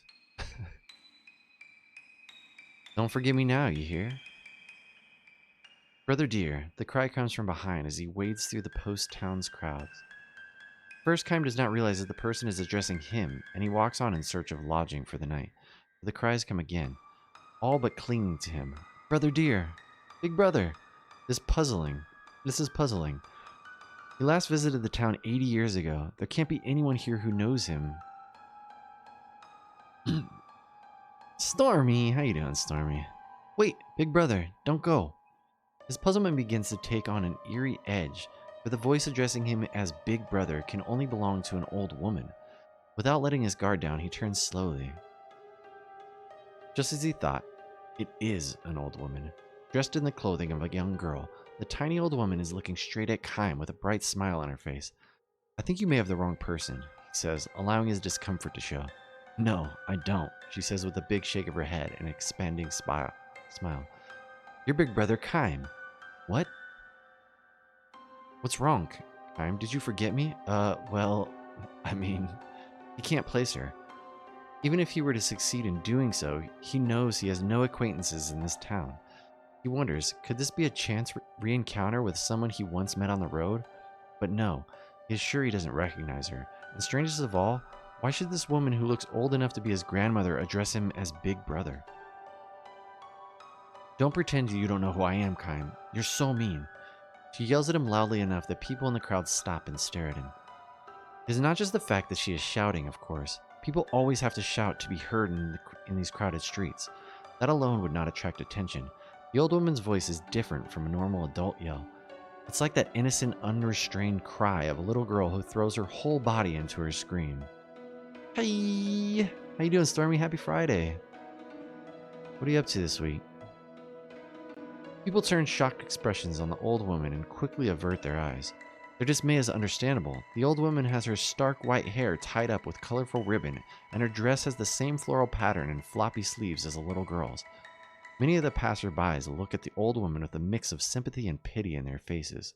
Gradually, Kaim begins to comprehend the situation. This old woman has simply lived too long. This is why the past locked away in memory has become realer to her than the reality before her eyes. A middle-aged passerby tugs on Kaim's elbow. If I were you, I would just walk away. Don't get involved with her. She'll be nothing but trouble. It's true, says the wife by his side, nodding. You're a stranger here, so you don't know, but this old woman is senile. You can ignore her. She'll forget everything in 5 minutes. They may be right, but the fact is this old woman knows Kaim's name. In the little girl part of her mind, she thinks of Kaim as her big brother. He tries probing his distant memories. He spent no more than a few days here so long ago. He got to know very few people, and there can't be any of those left who still remember him. When Kaim goes into standing before the old woman, the nosy middle-aged couple became indignant. You try to be helpful, and what does it get you? Snorts the husband.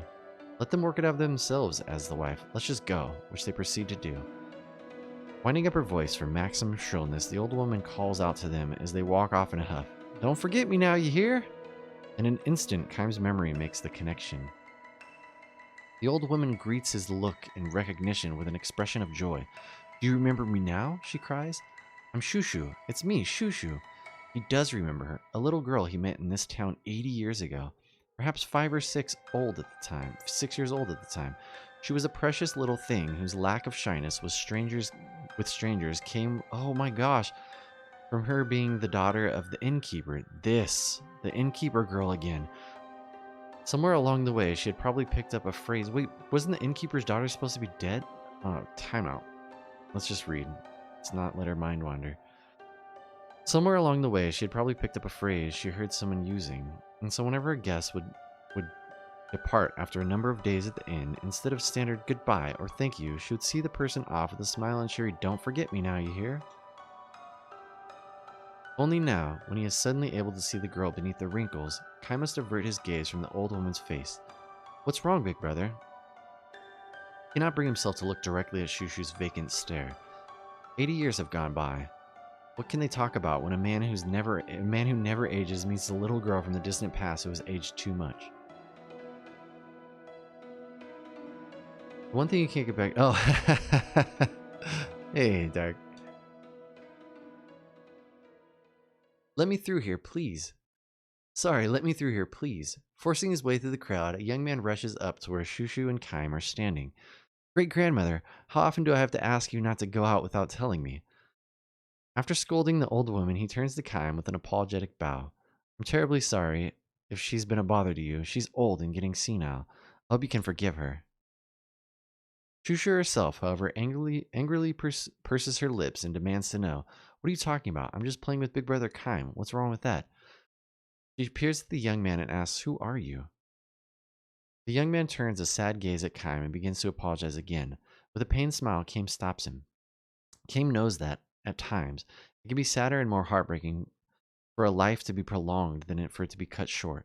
Sad and heartbreaking though a life may be, however, no one has the right to trample on it. She just can't seem to get it through her head that she's old. Even if I hold a mirror up to her, she asks, who's that old lady? The young man, whose name is Kashi, further explains the situation to Kaim. She might forget that she ate breakfast, but her memories from childhood can be clear as a bell. Kaim nods in silence, understanding. Kashi and Kaim sit on a bench in Town Plaza, watching Shushu pick flowers. She's apparently making a floral wreath for her long-lost big brother. But really, sir, do you have the time for this? Weren't you in a hurry to get somewhere? No, I'm fine, don't worry. Thanks very much. He smiles for the first time and says, I haven't seen her this happy in ages. The young man seems convinced that his great-grandmother has encountered in Kaim's person who resembles someone she knew as a child. Kaim allows him this. He knows that Kashi cannot and need not imagine the existence of a person who never ages. Her health has really deteriorated lately. Whenever she runs a fever, we wonder if this is going to be the end of her, and we prepare for the worst. But then she springs right back. Sometimes we joke that her mind is so far gone she's forgotten to die. Kaim sees the young man in a profile. Kashi has a gentle smile on his face as he speaks of his great-grandmother. No doubt, when he was little, she used to hold him and play with him. Grown up now, Kashi watches over his great-grandmother like a parent watching his own child. He calls out to her, That's nice, great-grandmother. I haven't seen you weave flowers together like that for a long time. Squatting in the grass with a fistful of flowers, Shushu answers, That's not true. I made a wreath for him yesterday. Then she says to Kaim, Isn't that right, big brother? You wore it in your hair for me, didn't you? Kaim cups his hands around his mouth and calls back to her, I certainly did. It smelled so nice. Shushu's face becomes a mass of joyful wrinkles. Overcome with emotion, Kashi bows his head. Kaim asks Kashi, Are you the one who takes care of her? Uh-huh. Me and my wife Cynthia. How about your parents? Or even your grandparents? Are they still living? Kashi shrugs and said, I'm the only member of the family left alive. His grandparents both died in an epidemic 20 years ago. His father lost his life in the war that enveloped this area 10 years ago. His mother, Shushu's granddaughter, aged more rapidly than her own mother, and the lamp of her life was snuffed out 5 years ago. So my great-grandmother has had to keep holding funerals over the years for her children and grandchildren. Before we noticed, she had become the oldest person in town. Must be lonely living that way. I'm sure, answered Kaim. It might even be a kindness of the gods to let people fade out mentally when they've lived too long. At least that's how I've come to see it lately. You would think she would feel lonely to be left behind that way, but she's not lonely at all. To live long means you have a lot of memories. Maybe it's not such a bad thing to live in a world of memories during the last days of your life. Shushu stands up, her arms filled with flowers. Big brother Kaim, I'm going to make a flower wreath for you now. And if I have enough flowers left over, I'll make one for this other person too. Kaim and Kashi look at each other with bewildered smiles. Why are you smelling like that? Shushu asks. Are you two friends now? She opens her wrinkled ringed eyes wide in surprise, gives the two men a joyful smile, and collapses into the grass. Kashi starts to run for the doctor, but Kaim grabs his arm and holds him back, saying, You'd better stay with her. Ironically, Kaim, who can never truly know what it feels like to age, has been present, for that very reason, at countless deaths over the years. His experience tells him that Shushu will not recover this time. Shushu is lying on her back where she has fallen. Her armload of flowers now spread over her chest. Her face wears a smile. Wait, just a minute, big brother Kaim. I'll make your wreath for you right away. Her mind is still lingering among her memories of the past. Will she stay like this to the very end? Keep fighting, great-grandmother. Don't let go. Kashi clings to her hand, tearfully shouting encouragement, but she may not even realize that this is her own great-grandson. It's me, great-grandmother. It's me, Kashi. You haven't forgotten me, have you? I bathed you last night. You knew who I was then, didn't you? Kashi appeals to her with all his might, but Shushu, a girlish smile on her lips, is departing for that distant world. I'm going to be a father soon, great-grandmother. Remember, I told you last night. Cynthia has a baby inside. It's going to make you a great-grandmother. Our family is going to grow, another person with your flesh and blood. Still smiling, Shushu grasped one of the flowers on her chest in trembling fingers. She thrust it toward Kashi. In a voice no more than a whisper, she says, "Don't forget me now, you hear?" Kashi doesn't understand. Indeed, how could he know the little phrase she has always used to speak long before she was born? Wait, Kashi doesn't understand. Indeed, how could he know the little phrase she has always used to speak long before she was born? Kain puts his arms around Kashi's shoulders and says, "Answer her. I know what you mean, great-grandmother. I won't forget you. I will absolutely never forget you. How could I forget my own grandmother? Don't forget me now, you hear? I won't forget you, great-grandmother. Believe me, I'll always remember you. Don't forget me now, you hear?" Shushu closes her eyes and lays her head on the flowers on... Wait. lays her hand on the flowers on her chest as if groping there for something. She seems almost to be trying to open the door where the memories are sealed. A soft breeze moves over her. The flowers adorning her chest dance in the wind along with memories. Surely among those memories is Kaim of 80 years ago. Kaim snatches at one of the petals dancing in the wind, enclosing it in the palm of his hand. Shushu will never open her eyes again. She has left on a journey to a world where there is no past or present. The only ones she has left behind are Kaim, who will go on living forever, and Kashi, who is about to welcome a new life into the world. Clinging to her corpse, Kashi raises his tear-stained face to look at Kaim. "Thank you so much," he says to Kaim the traveler. "Thanks to you, my great-grandmother was happy to be picking flowers at the very end. No, it wasn't thanks to me, Kaim." Closes his fist on the Kaim says. He closes his fist on the petal in his hand and says to Kashi, "I'm sure if she had made a wreath, she would have given it to your sweet new baby." Kashi shyly cocks his head and mutters, "I hope you're right." But then, smiling through his tears, he declares, "I'm sure you are." About that promise you made to her, be good and don't forget. No, of course not. People go on living as long as they remain in someone's memory. With these words, Kaim begins to walk slowly away. Behind him, he hears Shushu's voice. "Don't forget me now, big brother Kaim, you hear?" It is the voice of a little girl from 80 years ago, ringing ever clear, sweet and innocent, declaring farewell to the man who will travel life forever. Bang. Memories. Now I have to run back and save because it's time to go. We gotta raid somebody. Excuse me. Sorry. Just running into people. Wow. Lots of reading today. That most likely means that the next stream will be probably more battles. Wow. Good game though.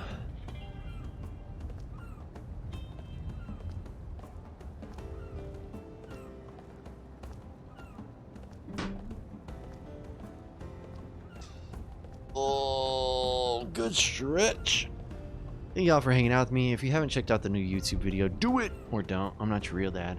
We're gonna find somebody. This week's video is a bit long. I was worried because they've been shorter. One's almost 10 minutes, but it was fun to make. All right, let us raid. I'm not what? What am I? What? Oh no, I'm not. What am I not? Oh. That's right. You might be adopted, Minu. I'm sorry this is how you had to find out. Yeah. I'm not your real dad. Alright, let's see. It's the ice cream man. Where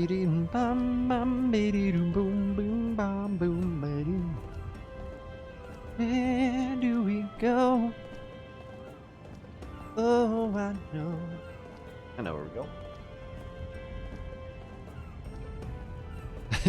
That was a good episode of Masterpiece Theater Reading with Stuff is Stiff.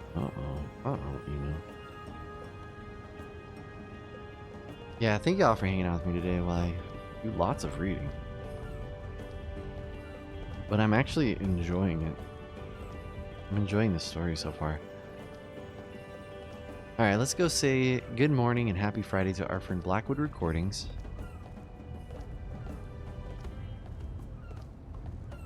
Yeah, thank you again. I love you all. Thank you to all the lurkers, everybody hanging out while I, yeah, thank you, Minnie. We'll be back to this next Friday. We play Xbox 360 games on Fridays. Monday through Thursday, we play NES stuff. This is the way. This is the way. So, let's go say hello. So, we're gonna go visit Blackwood Recordings. You, if you'd like, drop some emotes, say hello, say good morning.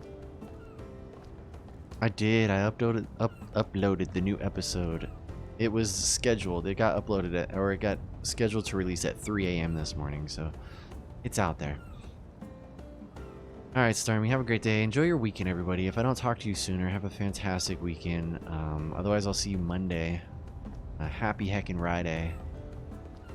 I'm having a sober September, so no rye for me. I love you all very much. The one thing you can't get back is your time. Thank you for spending it with me. And now let's go spend some time with Blackwood. For real. Yeah, have a great weekend. Or don't. I'm not your real dad. Love you, bye!